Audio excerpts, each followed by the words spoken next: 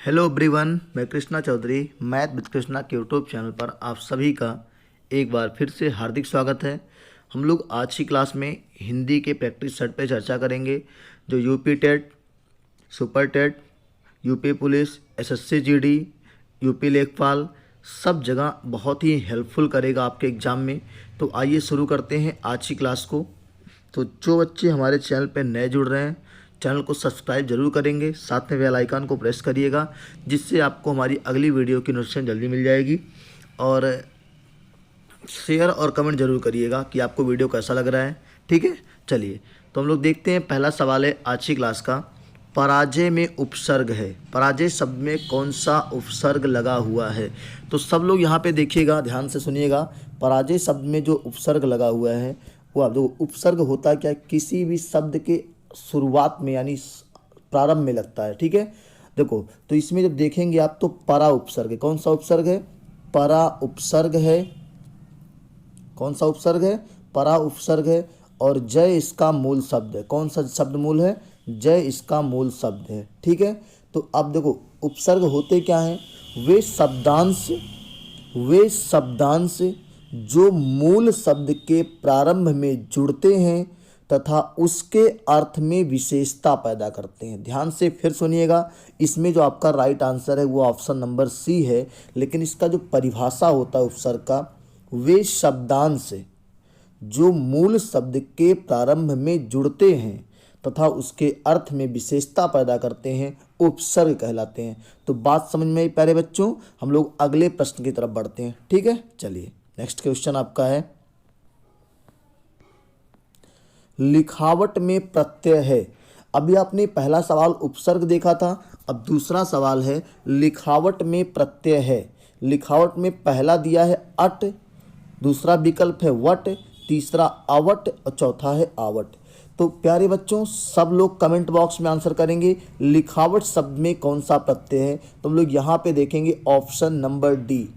क्या प्रत्यय है? आवट प्रत्यय है। ठीक है, लिखावट शब्द में मूल शब्द क्या है? मूल शब्द जो है वो लिखना है। क्या है? मूल शब्द जो है वो लिखना है। इसमें आवट जोड़ देते हैं तो लिखावट हो जाता है। मूल शब्द क्या है? मूल शब्द आपका लिखना है और प्रत्यय क्या है? आवट है। तो प्रत्यय होते क्या है? वे शब्दांश जो मूल शब्द के अंत में जुड़ते हैं। प्यारे बच्चों ध्यान सुनिएगा, वे शब्दांश जो मूल शब्द के अंत में जुड़ते हैं तथा उसके अर्थ में विशेषता पैदा करते हैं, वह प्रत्यय कहलाते हैं। बात समझ में आ रही है? तो लिखावट में प्रत्यय कौन सा होगा प्यारे बच्चों?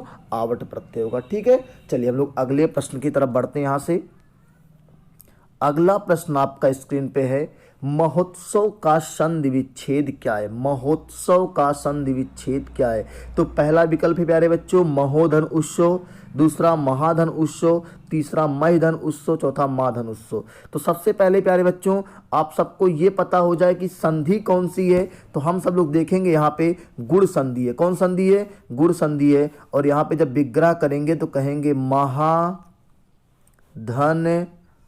उत्सव, महाधन उत्सव। और यहाँ पे संधि का नाम पूछेगा तो कौन संधि बताएंगे? गुण संधि बताएंगे। समझ में आ रही बात? गुण संधि बताएंगे। ठीक है, तो यहाँ पे ऑप्शन नंबर बी को सब लोग टिक करेंगे। महोत्सव शब्द में कौन सी संधि है? गुण संधि है। गुण संधि में ए ओ अर की मात्रा देखने को मिलती है। किसकी मात्रा? ए ओ अर की मात्रा मिलती है। जैसे आ जाए महोदय, तो महोदय में कौन संधि है? महाधन उदय, गुण संधि है। जैसे आ जाए चंद्रोदय, तो कौन संधि है? चंद्र धन उदय, तो कौन संधि है? गुण संधि है। बात समझ में आ रही है? जैसे आ जाए महर्षि, तो महर्षि में कौन संधि है? महाधन ऋषि, महर्षि अर आएगा। ठीक है, चलिए तो प्यारे बच्चों समझ में आ गया महोत्सव का सही अर्थ क्या होने वाला है? Option number B. संधि का नाम पूछेगा तो गुण संधि। ठीक है, चलिए अगले प्रश्न की तरफ बढ़ते हैं हम लोग। यहां से अगला प्रश्न आपका है, देशभक्ति में समास कौन सा है? तो ध्यान से सुनिएगा, देशभक्ति में समास कौन सा है? तो देशभक्ति का जब आप विग्रह करोगे तो कहेंगे क्या? सब लोग प्यारे बच्चों कमेंट बॉक्स में आंसर करिए देशभक्ति का विग्रह क्या होने वाला है। तो हम लोग कहेंगे जो देशभक्ति का विग्रह होगा वो होगा देश के लिए भक्ति, ये आपका देशभक्ति का विग्रह है। और जब के लिए आता है तो आपको पता है संप्रदान तत्पुरुष समास के अंतर्गत आता है। किसके अंतर्गत? संप्रदान तत्पुरुष के अंतर्गत। ये चिन्ह जो आपको के लिए दिखाई दे रहा है, ये किसके अंतर्गत आएगा? संप्रदान तत्पुरुष के अंतर्गत आएगा। लेकिन आपको विकल्प में तत्पुरुष ही दिया है तो और आसान हो गया, और तत्पुरुष को हम लोग अंडरलाइन कर लेंगे। बात समझ में आ रही है? चलो ठीक है, हम लोग नेक्स्ट क्वेश्चन की तरफ बढ़ते हैं। देखो ध्यान से, अगला प्रश्न आपका है, अगला प्रश्न है, पुस्तक पढ़ी जाती है में कौन सा वाच्य? कर्तवाच्य, कर्मवाच्य, भाववाच्य। तीन वाच्य आपको देखने को मिलेंगे, कर्तवाच्य, कर्मवाच्य और भाववाच्य। अब देखो, जब क्रिया कर्ता के हिसाब से चलती है तो कर्तवाच्य होता है, अगर क्रिया कर्म के हिसाब से चलती है तो कर्मवाच्य होता है। ठीक है, देखो तो यहाँ पे ध्यान सुनिए मेरी बात को। इस वाक्य में पुस्तक पढ़ी जाती है, वाक्य में कौन सा कारक है, कौन सा वाच्य है? तो हम लोग कहेंगे यहाँ पे वाक्य में कर्मवाच्य। प्यारे बच्चों, कौन सा वाच्य है? कर्मवाच्य। कैसे पता कि कर्मवाच्य है? जब क्रिया कर्म के अनुसार चलती है, जब वाक्य में कर्म की प्रधानता हो तो कर्मवाच्य होता है। किसकी प्रधानता हो? कर्मवाच्य में कर्म की प्रधानता होती है। पुस्तक, देखो इसमें पुस्तक कौन कर्म है? इसमें पुस्तक कर्म है। कौन कर्म है? पुस्तक कर्म है। ठीक है, देखो यहाँ पे इसमें आपको पुस्तक कर्म है, और जब पुस्तक कर्म है तो आप सबको पता है कि जो आपकी क्रिया आई हुई है, पुस्तक जो कर्म है इसमें जो क्रिया आई है, इस पुस्तक क्या है? स्त्रीलिंग है। स्त्रीलिंग एक वचन है, और इसके अनुरूप पढ़ी जाती है जो क्रिया, वो भी स्त्रीलिंग एक वचन में। बात समझ में आ रही है? तो पुस्तक स्त्रीलिंग एक वचन, क्रिया पढ़ी जाती है एक वचन में भी प्रयुक्त हुआ है, इसलिए क्या हो जाएगा? कर्मवाच्य हो जाएगा। प्यारे बच्चों, बात समझ में आ रही है? ठीक है, चलिए नेक्स्ट क्वेश्चन लेते हैं। निम्नलिखित में से अव्यय शब्द है, अव्यय बताना है कि अव्यय शब्द कौन सा है। ऑप्शन ए प्यारे बच्चों प्राचीन, ऑप्शन बी मोटा, ऑप्शन सी गरीब, ऑप्शन डी और। तो आप सबको पता है कि अव्यय, इसमें जो आपका अव्यय है वो और है। कौन सा प्यारे बच्चों? और है। और इसमें आप देखेंगे तो ये आपका समुच्चय बोधक अव्यय है। कौन सा अव्यय है? ये आपका समुच्चय बोधक अव्यय है। ठीक है, जो दो पदों या दो शब्दों या दो वाक्यांशों या दो वाक्यों को जोड़ने का काम करता है, ठीक है, उसे हम लोग क्या कहते हैं? समुच्चय बोधक अव्यय कहते हैं। बात समझ में आ रही है? चलिए नेक्स्ट क्वेश्चन लेते हैं हम लोग यहाँ से। अगला है, हिंदी में पूर्ण विराम का चिन्ह कौन सा है? पूर्ण विराम का चिन्ह, देखो आप ध्यान से सुनिएगा, जो पहला आपको देखने को मिलेगा ये किसका है? ये है विस्मयादिबोधक चिन्ह। अंग्रेजी में एक्सक्लेमेटरी सेंटेंस होता है, ये विस्मयादिबोधक चिन्ह होता है। पिछली बार के सुपर टेट में अंग्रेजी में यही सवाल आया था। ठीक है, कौन सा सेंटेंस है, तो हमने इसको देख के लगा दिया था। आगे देखो, दूसरा जो आपको डॉट दिया हुआ है, ये आपका देखो, ये डॉट जो है ना, वास्तव में ये डॉट नहीं, ये बिंदी टाइप का जो होता है ये लाघव चिन्ह होता है। कौन सा चिन्ह होता है? ये लाघव चिन्ह होता है। ठीक है, और आपको पूर्ण विराम की जब बात कर रहा है तो प्यारे बच्चों पूर्ण विराम आपका ये है। कौन सा है? ये तो आपका प्रश्नवाचक है। क्या है ये? प्रश्नवाचक चिन्ह है। तो बात समझ में आ रही? देखो ये आपका विस्मयादिबोधक, कौन सा चिन्ह है? ये विस्मयादि,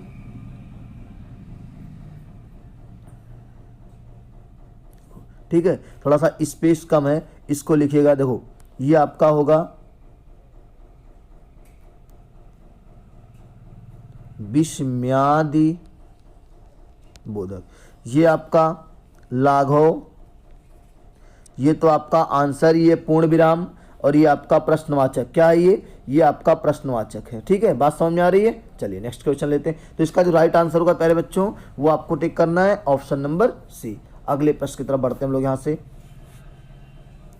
दूध का धुला होना मुहावरे का अर्थ पूछा है। दूध का धुला होना, निर्दोष होना, दोषी होना, पाप करना, चोरी करना। तो प्यारे बच्चों दूध का धुला होना, जिससे आप कभी देखते हो दो लोगों के बीच जो लड़ाई होती है तो कहता तुहू दूध का धुला नहीं हो, जैसे कभी ना किसी को आप चोरी का ब्लेम करो, तो अगर आपने भी कभी उसके सामने कोई चोरी किया होगा तो भी कहेगा तू हूँ दूध का धुला ना आयो, तू हूँ किए रो चोरिया, ठीक है। तो ऐसे कहते हैं बच्चे। तो आप देखोगे इसमें आपका होगा दूध का धुला होना मतलब निर्दोष होना। क्या होगा?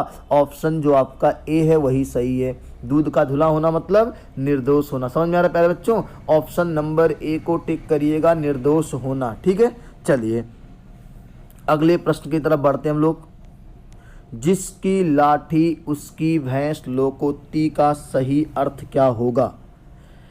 शक्तिशाली आदमी मूर्ख होता है, शक्ति संपन्न आदमी अपना काम बना लेता है, बुद्धि संपन्न आदमी अपना काम बना लेता है, बुद्धि संपन्न आदमी चालाक होता है। जिसकी लाठी उसकी भैंस मतलब जिसके पास पावर है वो अपना काम निकाल लेगा। तो यहाँ पे ऑप्शन नंबर बी को टिक करेंगे सब लोग। शक्ति संपन्न आदमी अपना काम बना लेता है, ऑप्शन नंबर बी को टिक करेंगे, ठीक है। चलिए नेक्स्ट प्रश्न की तरफ बढ़ते हैं हम लोग। यहाँ से अगला प्रश्न आपका है, वीर रस का स्थायी भाव क्या होता है? वीर रस का स्थायी भाव प्यारे बच्चों बताएंगे क्या होता है। देखो ध्यान से, क्रोध जो होता है वो रौद्र रस का स्थायी भाव किसका होता है? ये आपको देखने को मिलेगा। देखो ये आपको देखने को मिलेगा रौद्र रस में। किस में देखने को मिलेगा? रौद्र रस में देखने को मिलेगा, ठीक है। और भय आपको देखने को मिलेगा भयानक रस में। किस में देखने को मिलेगा? भयानक रस में। बात समझ में आ रही है? विस्मय जो आपको देखने को मिलेगा वो अद्भुत रस में देखने को मिलेगा भाई मेरे। किसमें? अद्भुत रस में। तो इसका जो राइट आंसर है वो आपका वीर रस का स्थायी भाव क्या है? उत्साह है। क्या है? उत्साह है। बात समझ में आ रही है? क्रोध रौद्र रस का स्थायी भाव है, भयानक रस का भय है, अद्भुत रस का विस्मय है, और उत्साह किसका है? वीर रस का है। देखो पेपर को हल करने का मतलब नहीं कि आप ऑप्शन को टिक करके निकल जाओ प्यारे बच्चों। ऑप्शन को टिक करके नहीं निकलना है। चारों ऑप्शन पे हम लोग बात करेंगे, अच्छे से बात करेंगे, विस्तार से बात करेंगे, जिससे आपके सारे डाउट वहाँ के खत्म हो जाएं। बात समझ में आ रही है? चलिए अगले प्रश्न की तरफ बढ़ते हैं। तो देखो जो बच्चे हमारे चैनल पे नए बने हैं, चैनल को सब्सक्राइब जरूर कीजिएगा, साथ में बेल आइकॉन जरूर प्रेस कीजिएगा, ठीक है। और जो लोग पहले से बने हुए हैं, वीडियो को स्किप बिल्कुल मत करिएगा, शुरू से लेके अंत तक पूरी वीडियो देखिएगा।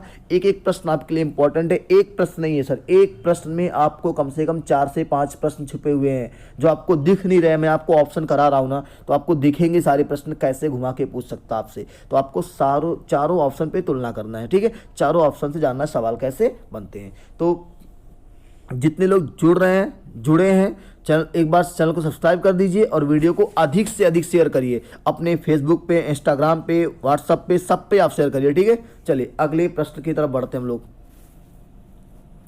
अगला प्रश्न है, दोहा के प्रथम चरण में कितनी मात्राएं होती हैं?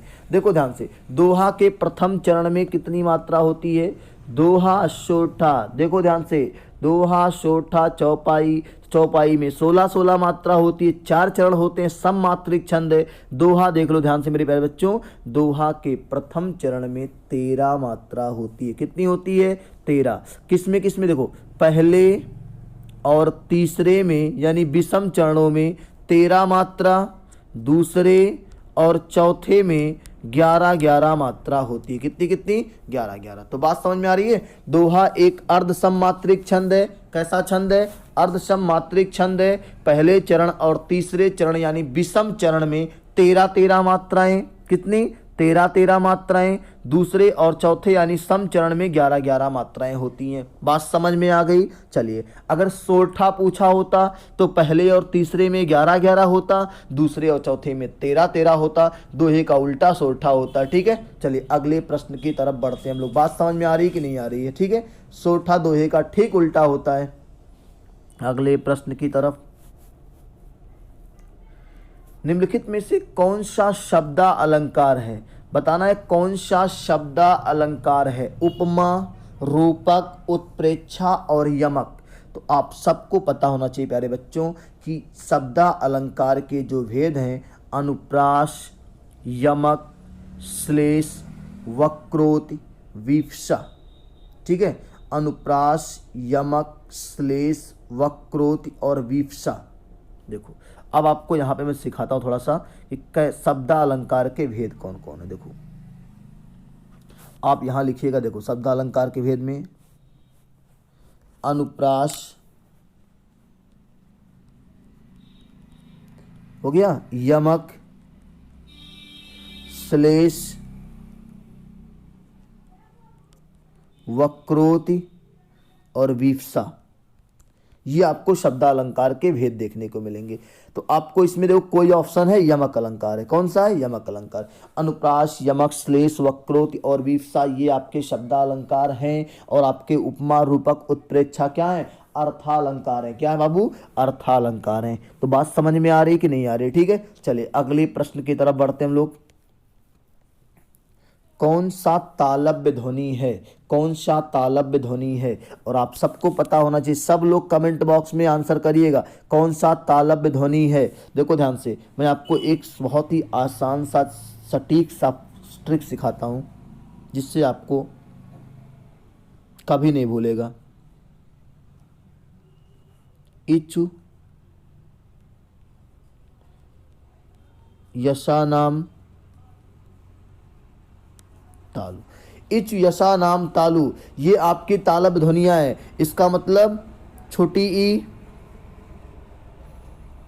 बड़ी ई, ये हो गया, यहां से पूरा चा वर्ग हो गया, यहां से या हो गया और यहां से सा हो गया। इतनी आपकी तालव्य ध्वनियां हैं। कितनी है? इतनी आपकी तालव्य ध्वनियां हैं। बात समझ में आ रही है? तो आपको देखने को मिलेगा कौन सी तालव्य ध्वनि है। तो आपको ये आपको तालव्य सा देखने को मिला है ऑप्शन नंबर सी में। इचु यशा नाम तालु, छोटी ई, बड़ी ई, चा वर्ग में चा, छा, जा, झा, इया और या और सा, ये आपकी तालव्य ध्वनियां हैं। बात समझ में आ रही प्यारे बच्चों? चलो आगे हम लोग बढ़ते हैं अगले प्रश्न की तरफ।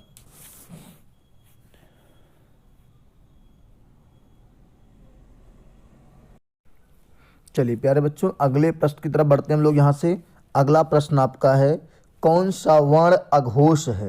तो बताइएगा अघोष वर्ण कौन कौन से होते हैं, कैसे उसको पहचानते हैं। देखो ध्यान से, आप सबको पता है कि प्रत्येक वर्ग का पहला और दूसरा अक्षर अघोष होता है। क्या होता है? पहला दूसरा अघोष होता है, तीसरा चौथा पांचवा सघोष होता है। ठीक है, चलिए तो हम लोग ध्यान से देखेंगे यहाँ पे। और कौन सा पूछा है वर्ण अघोष है? तो पहला दूसरा अघोष होता है, बाकी सघोष होता है। तो ये का, खा, गा तीसरा है, चा, छा, जा, घा चौथा है, चा, छा, जा तीसरा है। तो आपको पता है कि ये का जो आपका पहले नंबर पे आता है, इसीलिए क्या है? ये अघोष है। ठीक है, बात समझ में आ रही है? चलिए अगले प्रश्न की तरफ बढ़ते हैं हम लोग। यहाँ से किस शब्द का प्रयोग सदा बहुवचन के रूप में होता है? किस शब्द का प्रयोग सदा बहुवचन में ही प्रयोग करते हैं हम लोग? लड़का, तो लड़का तो बहुवचन में होगा नहीं, लड़का का लड़के होता है। ठीक है, लड़का तो एक वचन है ना। घोड़ा का घोड़े होता है।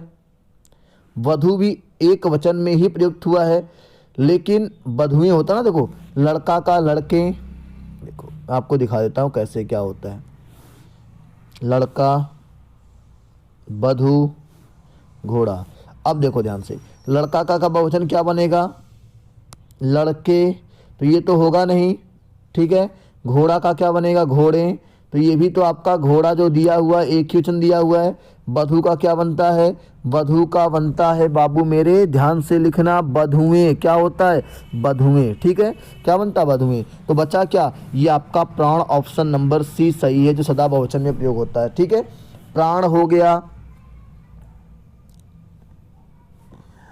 हस्ताक्षर हो गया, बाल हो गया, होश, दर्शन, ये सब आपके सदा बहुवचन में प्रयोग होते हैं। फिर से लिखिएगा, नोट कर लीजिए कॉपी पेन के साथ बैठिए बाबू।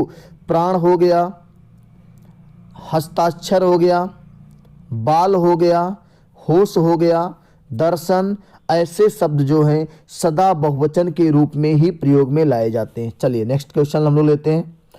जितने लोग चैनल पे नए बने हैं, चैनल को सब्सक्राइब जरूर कीजिएगा, साथ में बेल आइकॉन को। ठीक है, मैं देखता हूँ बच्चे फ़ोन करते हैं, मैसेज करते हैं कि सर मेरे पास नहीं आ रहा है वीडियो नोटिफिकेशन।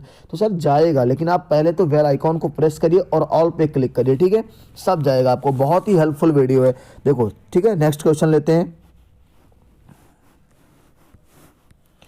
ने किस कारक का चिन्ह है? ने किस कारक का चिन्ह है? तो आप सबको पता है, सब लोग कमेंट बॉक्स में आंसर करिए। कारक होते हैं 8। ठीक है। कारक होते हैं 8 और ने आपको चिन्ह बताना है। तो बताइए कर्ता ने किसका चिन्ह है? कर्ता ने, ये आपका कर्ता कारक का चिन्ह है ने। कर्ता ने कर्म को करण से संप्रदान के लिए, संप्रदान के लिए। तो आप सबको पता है कि चिन्ह ने किसका है? कर्ता कारक का। किसका बाबू? कर्ता कारक का चिन्ह, ठीक है। चलिए नेक्स्ट क्वेश्चन की तरफ बढ़ते हैं हम लोग। यहां से अगला प्रश्न आपका है, निम्नलिखित में सर्वनाम है, सर्वनाम बताना है कौन सा सर्वनाम है। तो आपको पता है संज्ञा के 5 भेद होते हैं। कितने होते हैं? 5 भेद होते हैं। सर्वनाम के कितने भेद होते हैं? सर्वनाम के 6 भेद होते हैं, ठीक है। तो आइए देखते हैं हम लोग निम्नलिखित में सर्वनाम कौन सा है। घर, देखो पहले सबके बारे में जानेंगे हम लोग। घर, आप, पहाड़, नदी। तो अब बता दो सब लोग पहले, घर क्या सर्वनाम है? घर जातिवाचक संज्ञा है। क्या है? जातिवाचक संज्ञा है। बात समझ में आ रही है? ध्यान सुनिएगा, सारे ऑप्शन पर टिक करते हैं हम लोग। आप, यही आपका सर्वनाम है। निजवाचक, कैसा सर्वनाम है ये? निजवाचक सर्वनाम है। निजवाचक सर्वनाम है ये। निजवाचक क्या? ये सर्वनाम है। ये जो पहाड़ जो है ना, पहाड़, ये भी जातिवाचक है। क्या ये भी जातिवाचक है। नदी भी क्या है? जातिवाचक है। क्या है? जातिवाचक है। तो आप सबको पता चल गया होगा कि घर, पहाड़, नदी तीनों क्या है? जातिवाचक हैं। तो आपका राइट आंसर जो है निज, आप क्या है? आप ये जो है ये निजवाचक सर्वनाम है। क्या है ये? निजवाचक सर्वनाम है। बात समझ में आ रही है? बाकी जो आपका घर है, नदी है, पहाड़ है, ये सब आपके जातिवाचक संज्ञा है। तो ऑप्शन नंबर बी को टिक करेंगे। किसको टिक करेंगे? ऑप्शन नंबर बी को टिक करेंगे, ठीक है। चलिए, तो बात समझ में आ गई। सर्वनाम कौन सा है? आप। कैसा सर्वनाम है? निजवाचक सर्वनाम है। तो प्यारे बच्चों, अगले प्रश्न की तरफ बढ़ते हैं हम लोग। यहां से निम्नलिखित में तद्भव शब्द है, तद्भव और तत्सम पहचानना है। तद्भव शब्द बताना है कौन सा है। तो बिल्कुल ऑप्शन ए पहला दिया है अचरज। क्या दिया है? अचरज। तो तद्भव है, अचरज की नहीं है। दूसरा अंधकार दिया है, तीसरा अंगरक्षक दिया है और चौथा आशा दिया है। तो आप सबको प्यारे बच्चों पता है। जितने लोगों को नहीं पता हम लोग आंसर क्लिक करेंगे, लेकिन जिनको पता है वो ऑप्शन को टिक करिए। तो आप देखेंगे कि यहाँ पे जो पहला ऑप्शन है वही आपका सही है। अचरज जो है ये आपका तद्भव है। क्या है? अचरज शब्द आपका तद्भव है। अब इसके तत्सम की बात कर लेते हैं। तो इसका तत्सम जो होगा वो होगा आपका आश्चर्य। क्या होगा? आश्चर्य। ये आपका तत्सम है। क्या है ये? तत्सम है। बात समझ में आ रही है? चलो, अब अंधकार ऑलरेडी तत्सम है। अंधकार क्या है? तत्सम है।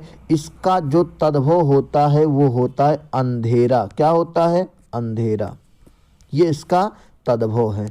बात समझ में आ रही है? अंगरक्षक भी तत्सम है और इसका तद्भव जो होता है अंगरखा होता है। क्या होता है? अंगरखा। ये इसका तद्भव है, अंगरखा, ठीक है। चलो, ये तद्भव है। बात समझ में आ रही है? और आशा भी तत्सम है और इसका तद्भव होता है आस। क्या होता है? आस। तो बात समझ में आ गई। देखो ध्यान से, अंगरक्षक का अंगरखा, ये खा लिखा गया, ध्यान से सुन लीजिएगा आप लोग। और ये अंधकार का अंधेरा तद्भव होता है। और अचरज तत्सम है और इसका अचरज तद्भव है और इसका तत्सम होता है आश्चर्य। तो पहला ऑप्शन को आप टिक करेंगे। बात समझ में आ रही है? चलिए, तो ऑप्शन नंबर ए को सब लोग टिक करेंगे। ये आपका तद्भव है। क्या है ये आपका तद्भव है और इसका तत्सम जो होता है वो होता है क्या? आश्चर्य। बात समझ में आ रही है? चलो, अगले प्रश्न की तरफ बढ़ते हैं हम लोग। शीत का विलोम होगा। शीत शब्द का विलोम, तो ठंड, गीत, कृष्ण, उष्ण। तो शीत, देखो ठंड का होता है गर्म। देखो इसका जो होता है विलोम वो होता है गर्म। क्या होता है? गर्म। बात समझ में आ रही है? गीत का विलोम देखो गर्म हो गया। और कृष्ण का विलोम जो होता है शुक्ल, कृष्ण पक्ष, शुक्ल पक्ष, आप लोग देखते हो ना, इसका होता है, कृष्ण का होता है क्या? शुक्ल, देखो ये होता है शुक्ल, ठीक। उष्ण का होता है क्या, उष्ण का विलोम, देखो उष्ण का विलोम जो होता है शीत का विलोम उष्ण, ठीक है। शीत का विलोम क्या होता है, उष्ण, ये आपका शीत का विलोम सही है, उष्ण, ठीक है। बात समझ में आ रही है। ठंड का विलोम क्या होता है, गर्म होता है, क्या होता है, गर्म होता है। ठंड का विलोम गर्म, कृष्ण का शुक्ल या श्वेत भी होता है, कृष्ण का शुक्ल या श्वेत भी होता है। लेकिन बात करते हैं शीत का, तो शीत का क्या होगा, उष्ण होगा। बात समझ में आ रही है। तो इसका जो राइट आंसर होगा उसको सब लोग टिक करेंगे, ऑप्शन नंबर डी को। किसको टिक करेंगे, ऑप्शन नंबर डी को टिक करेंगे। पहले बच्चों बात समझ में आ रही है, ऑप्शन नंबर डी आपका सही है। चलिए, अब जो लोग चैनल पे नए बने हैं, मैं बार बार कह रहा हूँ चैनल को सब्सक्राइब कीजिएगा। ये बहुत ही हेल्पफुल वीडियो है, हर एग्जाम में काम आएगा और पूरा मिक्स टाइप का एक सेशन है, ठीक है। चलिए अगले प्रश्न की तरफ बढ़ते हैं हम लोग। कर का अर्थ नहीं होता है, कर का अर्थ, अनेकार्थी शब्द आपने पढ़ा होगा, तो कर का अर्थ देखो ध्यान से, कर का अर्थ अनेकार्थी शब्द में आपने पढ़ा होगा, तो आप सबको मालूम होना चाहिए कि जो कर का अर्थ होता है वो क्या होता है। कर का अर्थ हाथ,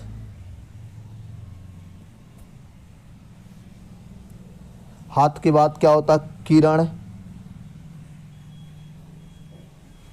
किरण के बाद होता है टैक्स, और कर का हर अर्थ सूर्ण भी होता है, क्या होता है, सूर्ण भी होता है। तो बात समझ में आ रही है कि नहीं आ रही है, सूर्ण भी आपका कर का अर्थ है। तो कर का अर्थ नहीं होता है सूर्य, क्या नहीं होता है, सूर्य आपका राइट आंसर ही ये नहीं होता है। कर का अर्थ क्या नहीं होता, हाथ भी होता है, किरण भी होता है, टैक्स भी होता है, तो क्या नहीं होता है, सूर्य नहीं होता है। प्यारे बच्चों नोट कर लीजिए, सूर्य नहीं होता है, ठीक है। तो हम लोग यहाँ का जो राइट आंसर टिक करेंगे वो किसको टिक करेंगे, सूर्य को टिक करेंगे, ठीक है। अगला नेक्स्ट क्वेश्चन हम लोग लेते हैं यहाँ से। जो कठिनाई से मिलता है के लिए एक शब्द, वाक्यांश के लिए एक शब्द आपने पढ़ा होगा, अनेक शब्दों के लिए एक शब्द पढ़ा होगा, और यहाँ पे लिखा है जो कठिनाई से मिलता है के लिए एक शब्द क्या होगा, दुर्गम। दुर्गम जो होता जहाँ पहुँचना कठिन हो। देखो एक एक को मैं वेरीफाई करता हूँ, ठीक है। आप लोग पेन कॉपी के साथ बैठा करो बाबू, मैं बार बार रिक्वेस्ट कर रहा हूँ। देखो दुर्गम का मतलब क्या होता है, जहाँ पहुँचना कठिन हो। जगह नहीं है इसीलिए मैं आपको लिख के दिखा देता हूं अलग अलग, जहां पहुंचना कठिन हो।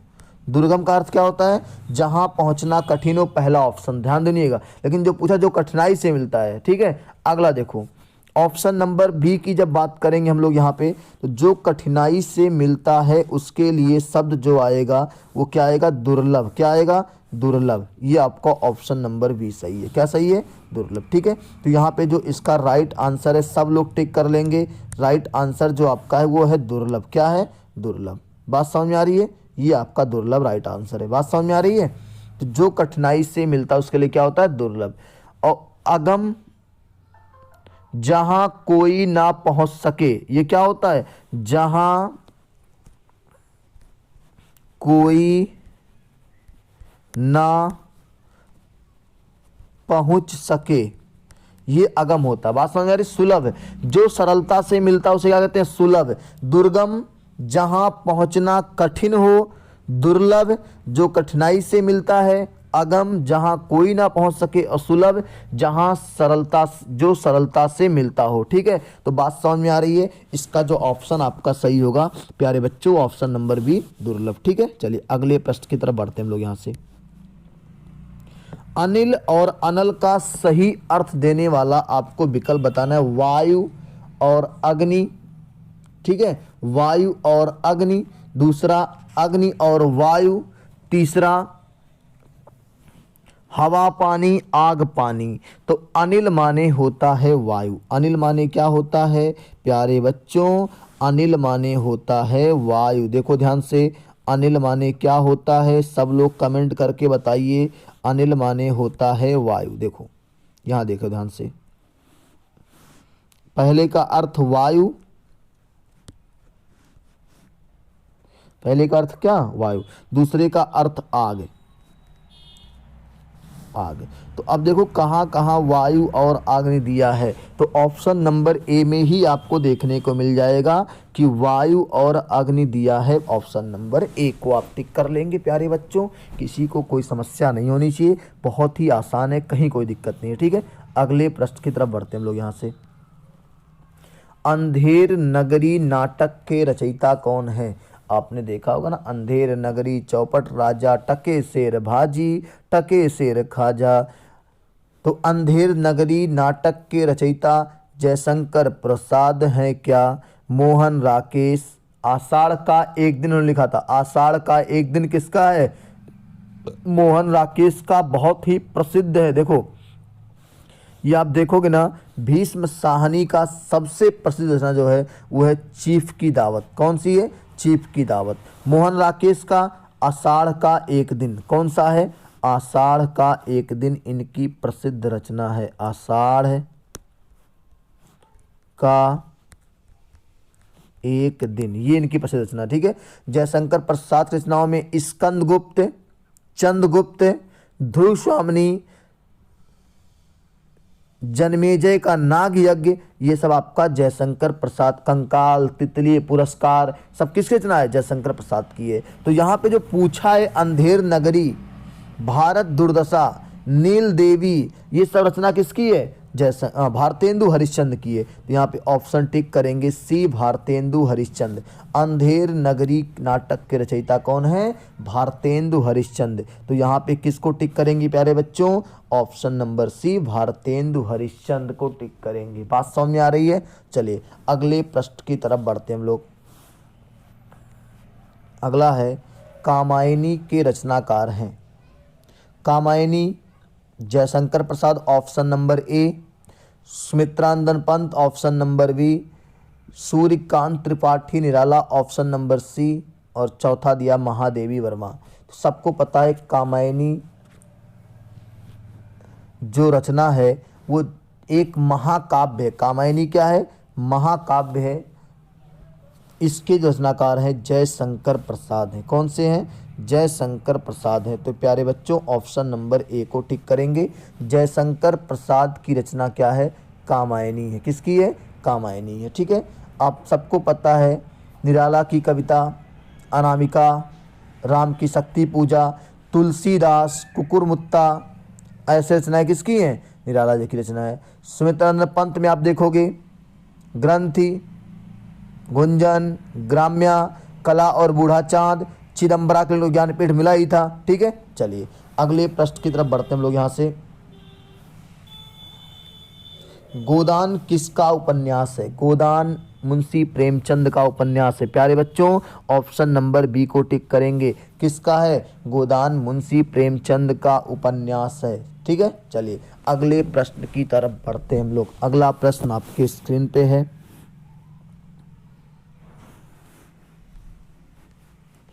बीजक किसकी रचनाओं का संग्रह है? बीजक कबीरदास, जायसी, सूरदास, तुलसीदास। तो बीजक जो रचना है इसमें 3 रचनाओं का संकलन है। कौन कौन सी देख लो। पहली रचना है साखी, साखी हो गया, सबद, रामायणी। 3 रचनाओं का संकलन है, साखी, सबद, रामायणी। रचना किसकी है? कबीरदास की। किसकी है? कबीरदास की। साखी, सबद, रामायणी रचना कबीरदास की। तो बात समझ में आ रही है? चलिए अगले प्रश्न की तरफ बढ़ते हैं हम लोग। अगले प्रश्न की तरफ बढ़ते हैं हम लोग। चलिए अगला प्रश्न है जंगल का पर्यायवाची नहीं है। जंगल का पर्यायवाची नहीं है तो ऑप्शन नंबर हम लोग ए पे टिक करेंगे, बगीचा। क्या नहीं है? बगीचा आपका जंगल का पर्यायवाची नहीं है प्यारे बच्चों। बाकी आपका वन भी है, अरण्य भी है, कानन भी है। वन, अरण्य, कानन सब जंगल, कांतार, विपिन, अटवी सब किसके पर्यायवाची हैं? जंगल के पर्यायवाची हैं। लेकिन बगीचा आपका जंगल का पर्यायवाची नहीं है। अगले प्रश्न की तरफ बढ़ते हैं हम लोग। यहाँ से देखो, ये सीटेट 2014 के पेपर में आया हुआ सवाल है। अगले प्रश्न की बात कर लेते हैं। हवा का पर्यायवाची शब्द नहीं है, तो हवा का पर्यायवाची शब्द जो नहीं है वो आपका है समीर, बिल्कुल राइट आंसर है। अनल, मारुत, अनिल, तो ये अनल जो है ये हवा का नहीं है, ये आग का पर्यायवाची। किसका है? आग का पर्यायवाची है। बात समझ आ रही प्यारे बच्चों? इसको हम लोग टिक कर लेंगे। यहाँ देखो ये आपका जो है ऑप्शन नंबर बी अनल, ये आग का पर्यायवाची। किसका है? आग का पर्यायवाची है। बात समझ में आ रही है? तो यही आपका ऑप्शन, ये भी सीटेट 14 के पेपर में आया हुआ सवाल है प्यारे बच्चों। अगले प्रश्न की तरफ बढ़ते हैं हम लोग। तम शब्द का पर्याय है, तम, तम शब्द का पर्यायवाची पूछा है अंधकार, निशा, अंधकार, निशा, रात, यामिनी। अब बताना है कौन सा तम का पर्यायवाची शब्द है। तो सब लोग बताएंगे तम मतलब अंधेरा होता है, और ऑप्शन नंबर ए में दिया है अंधकार, तो इसको आप टिक कर लेंगे। तम मतलब, बाकी सब रात्रि के पर्यायवाची हैं, रात, यामिनी, निशा, सब तीनों रात्रि के पर्यायवाची हैं। तम जो है वो अंधेरे का पर्यायवाची, अंधकार का पर्यायवाची है। तो बात समझ में आ रही है? अगले प्रश्न की तरफ बढ़ते हैं हम लोग। अगला प्रश्न आपका है आनन का समानार्थी क्या होगा? आनन, हाथ, मुख, आईना और आँख। तो सब लोग बताएंगे आनन का समानार्थी, जैसे ना दशानन, 10 है मुख जिसके। तो बात साफ साफ देखो एकदम क्लियर है कि मुख का पर्यायवाची। किसका है? मुख का पर्यायवाची है। आनन मतलब दशानन समझो, अब दशानन 10 है मुख है, 10 है आनन, तो इसका मतलब मुंह का पर्यायवाची है। बात समझ में आ रही कि नहीं आ रही है? ऑप्शन नंबर बी को टिक करेंगे। यूपीएसआई की परीक्षा में पूछा था, निरस्त हो गई थी, उसी में पूछा था। ठीक है, अगले प्रश्न की तरफ बढ़ते। देखो कितना शानदार सवाल है। धूसर का पर्यायवाची है। यूपी टेट 17 भी पूछा, यूपी टेट 22 भी पूछा, यूपी टेट 17 में भी आया, और यूपी टेट 2022 में भी सेम सवाल आया था। किस में आया था? 2022 में। गर्दभ, मेघ, अजा, अश्व। सबको पता है कि जो आपका है धूसर का पर्यायवाची वो गर्दभ है। क्या है? गर्दभ है। ठीक है, धूसर का पर्यायवाची क्या है? गर्दभ है। मेघ बादल का, अश्व घोड़े का, अजा बकरी का। ठीक है, तो बात समझ में आ रही कि नहीं आ रही है? अगले प्रश्न की तरफ बढ़ते हैं। कानन का पर्यायवाची शब्द है वन, पुष्प, विहिप, उपयुक्त में से कोई नहीं। कानन, कानन, कुंडल, कुंचित, है ना? तो कानन मतलब क्या? कानन वन का पर्यायवाची। किसका बाबू? वन का पर्यायवाची है। ऑप्शन नंबर ए को टिक करेंगे। वन, कानन वन का पर्यायवाची है। ठीक है, पुष्प और विहिप फूल के पर्यायवाची है। पुष्प और विहिप किसके पर्यायवाची है? फूल के पर्यायवाची है। अगले प्रश्न की तरफ बढ़ते हैं। मुकुंद किसका पर्यायवाची है? मुकुंद किसका पर्याय है? मुकुंद तो सूर्य का है क्या? अगला ऑप्शन है विष्णु, तीसरा कामदेव, चौथा शिव। तो आप सबको पता होना चाहिए मुकुंद किसका पर्यायवाची है। तो हम लोग देखेंगे मुकुंद जो है वो विष्णु भगवान का पर्यायवाची। किसका है? विष्णु भगवान का पर्यायवाची। ऑप्शन नंबर बी को टिक कर लेंगे। ठीक है, चलिए अगले प्रश्न की तरफ बढ़ते हैं हम लोग। यहाँ से कामदेव मनोज का पर्यायवाची है, शिव शिव का पर्यायवाची है, महादेव का पर्यायवाची है। ठीक है, अगले प्रश्न की तरफ बढ़ते हैं। अश्व का पर्यायवाची शब्द निम्नलिखित में से कौन सा नहीं है? अश्व का पर्यायवाची कौन सा नहीं है? होता है घोटक, घोड़ा, कटक। तो क्या नहीं होता है? अश्व का पर्यायवाची जो है वो कटक नहीं होगा। किस क्या नहीं होगा? ऑप्शन नंबर सी को टिक करेंगे। है भी होता है अश्व का पर्यायवाची, घोटक भी होता है, घोड़ा भी होता है, तो कटक नहीं होता। ठीक है, अगले प्रश्न की तरफ बढ़ते हैं। पंख किसका पर्यायवाची है? देखो सब लोग कमेंट बॉक्स में आंसर दीजिएगा हमको कि अगर अश्व का पर्यायवाची है, घोटक है, घोड़ा है और कटक नहीं है, तो कटक किसका पर्यायवाची होता है? प्यारे बच्चों, आपके कमेंट का इंतजार मुझे कमेंट बॉक्स में रहेगा कि आप सब लोग कटक का जरूर आंसर देंगे कि कटक किसका पर्यायवाची है। ठीक है, अगले प्रश्न की तरफ बढ़ते हैं। पंख किसका पर्यायवाची है? पंख, तो पंख देखोगे आप ऑप्शन दिया है क्या?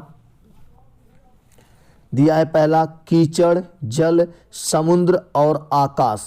तो देखेंगे हम लोग यहाँ पे पंख जो है, आपने देखा होगा पंकज, ध्यान दीजिए पंकज आप लोग पढ़ते हो ना, तो पंख प्लस जा मतलब कीचड़ में जन्मा।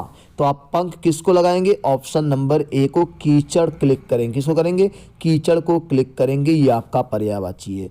अगला है उमापति किसका पर्यायवाची है, उमापति। तो आप सबको पता होना चाहिए प्यारे बच्चों, सब लोग कमेंट बॉक्स में आंसर करके बताइए उमापति किसका पर्यायवाची है। तो उमापति, उमा के हैं जो पति मतलब कौन, भगवान शिव शंकर की बात कर रहा है। उमा मतलब पार्वती की बात हो रही है, ठीक है। तो यहाँ पे उमापति का जो पर्यायवाची है वो शंकर भगवान है, ठीक है। अगले प्रश्न की तरफ बढ़ते हैं हम लोग।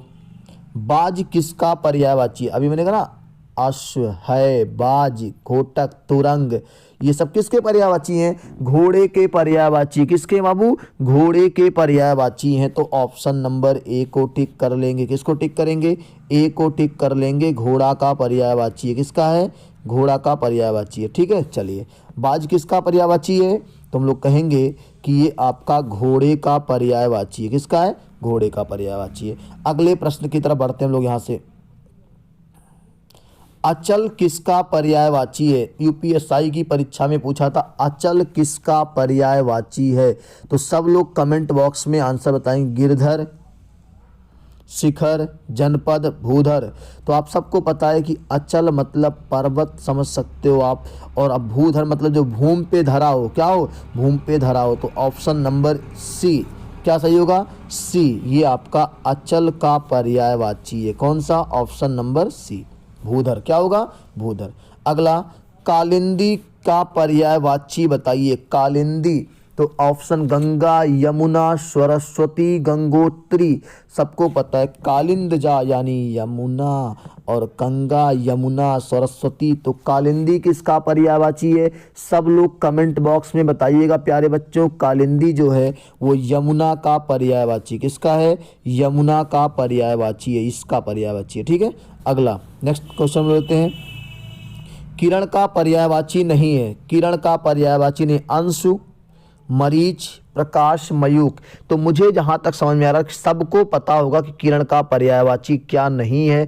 सब लोग पता, अंश भी होता है, मरीच भी होता है, मयूख भी होता है। तो 312 जो आपका क्वेश्चन नंबर है, क्या नाम है, किरण का 312 नहीं, किरण का पर्यायवाची नहीं है अंशु, मरीच, प्रकाश, मयूख।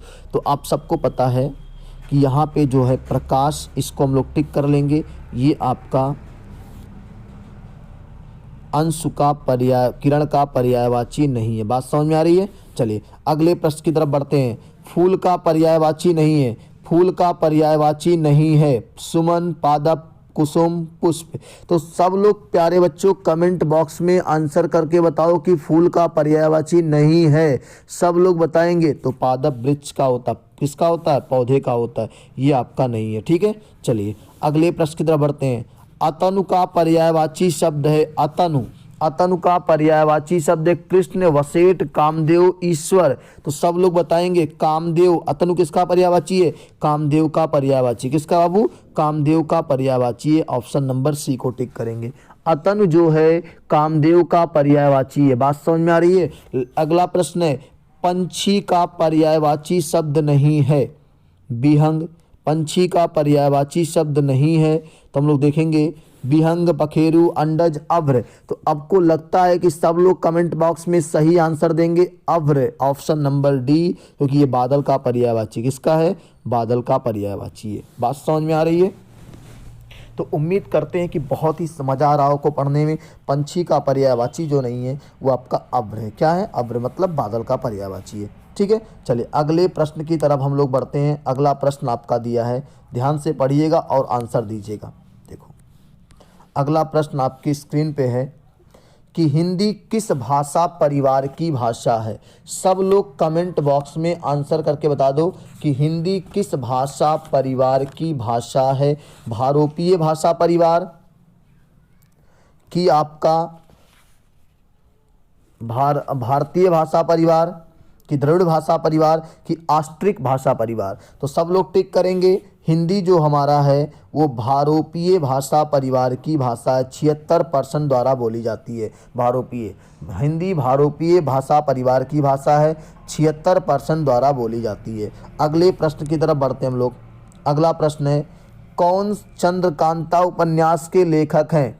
चंद्रकांता उपन्यास के लेखक देवकी नंदन खत्री, हरिशंकर परसाई, बंकिम चटर्जी, विष्णु प्रभाकर। तो सबको पता होना चाहिए कि जो आपका ये उपन्यास है चंद्रकांता, इसके लेखक जो हैं देवकी नंदन खत्री हैं। कौन है? देवकी नंदन खत्री हैं। तो प्यारे बच्चों इनको टिक कर लेंगे हम लोग, देवकी नंदन खत्री को टिक कर लेंगे। अगले प्रश्न की तरफ बढ़ते हैं हम लोग। यहाँ से अगला प्रश्न जो आपका है, सरस्वती पत्रिका के ख्यातिलब्ध संपादक कौन है जिनके नाम से हिंदी साहित्य में एक युग चलता है? सरस्वती पत्रिका के संपादक बहुत से लोग हुए थे, लेकिन पूछा है कि किनके नाम से हिंदी साहित्य में एक युग चलता है और वो सरस्वती पत्रिका के संपादक भी रहे हों। तो आप सभी लोग कमेंट बॉक्स में आंसर करके बताइएगा। वो युग आपका द्विवेदी युग है और महावीर प्रसाद द्विवेदी के नाम पर पड़ा है। किसके नाम पर? महावीर प्रसाद द्विवेदी के नाम पर पड़ा है और इन्होंने भी सरस्वती पत्रिका का संपादन किया था। बात समझ में आ रही है? तो ऑप्शन नंबर बी को आप टिक करेंगे और हम लोग अगले प्रश्न की तरफ बढ़ते हैं। अगला प्रश्न है, किसे आदि कवित्री कहा जाता है? किसे आदि कवित्री कहा जाता है? तो ऑप्शन ए मीराबाई, बंग महिला, महादेवी वर्मा, कृष्णा सोबती। तो आप सभी लोग बताएंगे कि किसे आदि कवित्री कहा जाता है। 16 नंबर किसे आदि कवित्री कहा जाता है? मीराबाई, बंग महिला, महादेवी वर्मा, कृष्णा सोबती। तो सभी लोग इसको कमेंट बॉक्स में आंसर दीजिएगा। मैं इस प्रश्न को स्टार कर रहा हूँ, सब लोग कमेंट बॉक्स में आंसर देंगे। ये इसलिए छोड़ रहा हूँ जिससे ये समझ में आ जाए कितने बच्चे वीडियो को स्किप नहीं करते हैं, कितने बच्चे वीडियो को शुरू से अंत तक देखते हैं। और जब तक आप शुरू से अंत तक नहीं देखोगे तब तक मज़ा नहीं आएगा। तो इस क्वेश्चन को सब लोग कमेंट बॉक्स में आंसर दीजिएगा। किसे आदि कवित्री कहा जाता है? आदि कवित्री कहा जाता है। ठीक है, तो आप सबको यहाँ पे बताना रहेगा कि किसको आदि कवित्री कहा जाता है। बताएंगे सब लोग कमेंट बॉक्स में। ठीक है, चलिए अगला, पंच परमेश्वर कहानी के कहानीकार कौन है? पंच परमेश्वर कहानी के कहानीकार जो हैं जयशंकर प्रसाद, प्रेमचंद, सुदर्शन और जैनेन्द्र। तो इसमें कहीं से कोई दिक्कत नहीं आनी चाहिए। पंच परमेश्वर कहानी के जो कहानीकार हैं वो मुंशी प्रेमचंद है। कौन है? मुंशी प्रेमचंद है। इनको आप टिक कर लीजिए, मुंशी प्रेमचंद को। ठीक है, चलिए अगले प्रश्न की तरफ बढ़ते हैं हम लोग। यहाँ से फोर्ट विलियम कॉलेज की स्थापना कब हुई थी? तो ऑप्शन देखिएगा, ऑप्शन जो आपका है 1780, 1800, 1850, 1900 ईस्वी में फोर्ट विलियम कॉलेज की स्थापना कब हुई थी? तो सब लोग इसका राइट आंसर टिक करेंगे 1800 ईस्वी में। तो इसका जो आपका राइट आंसर है वो आपका ऑप्शन नंबर बी है, 1800 ईस्वी में फोर्ट विलियम कॉलेज की स्थापना हुई थी। इसको आप सभी लोग टिक कर लेंगे। अगले प्रश्न की तरफ बढ़ते हैं। हिंदी का पहला समाचार पत्र कौन सा है? बंगाल गजट, उदंड मार्तंड, बंगदूत, समाचार सुधा वर्षण। तो सभी लोग बताएंगे हिंदी का पहला समाचार पत्र जो है वो आपका उदंड मार्तंड है। क्या प्यारे बच्चों? उदंड मार्तंड है। इसको आप सभी लोग टिक कर लेंगे ऑप्शन नंबर बी को। ठीक है, अगले प्रश्न की तरफ बढ़ते हैं। ठीक है, और ये आज की क्लास का आखिरी प्रश्न होगा। भक्ति काल को हिंदी साहित्य का स्वर्ण काल सर्वप्रथम किसने घोषित किया था? भक्ति काल को हिंदी साहित्य का स्वर्ण काल सर्वप्रथम किसने घोषित किया था? तो यहाँ पे जो आपके चार विकल्प हैं, हजारी प्रसाद द्विवेदी, रामचंद्र शुक्ल, मिश्र बंधु और जॉर्ज ग्रियर्सन ने। तो सभी लोग बताइएगा, यहाँ पे जो राइट आंसर होगा वो आपका होगा option number D, George Grierson. क्या होगा? George Grierson. किसने क्या कहा था? हिंदी साहित्य का स्वर्ण काल सर्वप्रथम किसने कहा था? तो जॉर्ज ग्रियर्सन ने कहा था। तो प्यारे बच्चों, आज की क्लास में हम लोग इतना ही सीखेंगे। अगली क्लास में इससे बेहतरीन तरीके से प्रैक्टिस हल करेंगे हम लोग। तब तक के लिए बहुत बहुत धन्यवाद। अब जितने भी बच्चे वीडियो को अंत तक देखे हैं, बताइए कमेंट बॉक्स करके वीडियो कैसा लगा आपको, मज़ा आ रहा है कि नहीं आ रहा है, आपके एग्जाम के लिए हेल्पफुल है कि नहीं, आपको कुछ नया सीखने को मिला कि नहीं मिला। अगर आपको नया सीखने को मिल रहा है, वीडियो अच्छी लग रही है, तो आप ज़रूर इसको शेयर करेंगे अपने फ्रेंड सर्कल में, अपने व्हाट्सएप पे, इंस्टाग्राम पे, फेसबुक पे, सब जगह आप व्हाट्सएप पे, सब जगह इसको शेयर करिए, स्टेटस लगाइए इस वीडियो के लिंक को, ठीक है, जिससे से अधिक लोगों तक वीडियो पहुंचे। और चैनल को सब्सक्राइब जरूर कीजिएगा, साथ में बेल आइकॉन को प्रेस करिएगा, लाइक बिल्कुल करिए, आप दबा के लाइक करिए, ठीक है। तो मिलते हैं हम लोग अगली क्लास में, तब तक के लिए बहुत बहुत धन्यवाद।